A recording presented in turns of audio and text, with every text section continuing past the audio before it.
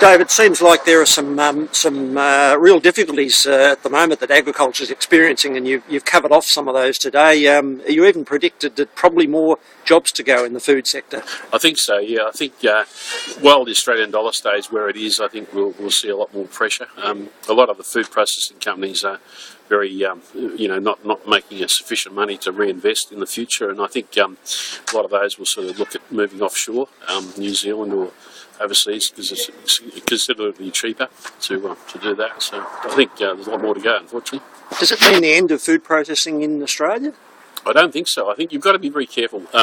We're very efficient at milk processing. We're very efficient at meat, although not world class. But we've got there's a growing demand for protein in the world, milk and meat protein, and we're well placed to take advantage of that. So the big issue I think is in the labour-intensive industries, particularly horticulture, where we've got very high labour cost.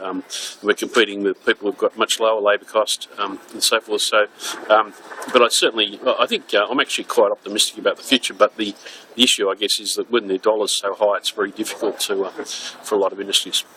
But what do we do well in Australian agriculture, do you think? We do broadacre well.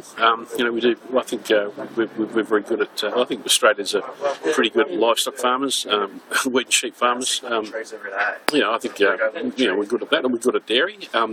Fairly efficient in the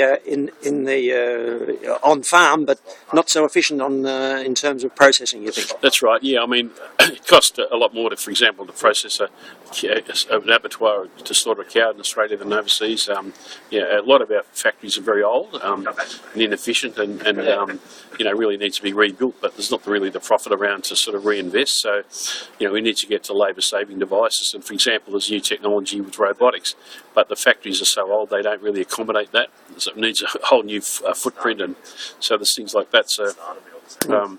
That's a major issue for us, but also our labour content. Now, our labour is considerably higher, and restricting workplace practices and so forth. So it puts us at a huge disadvantage. Thanks, Dave.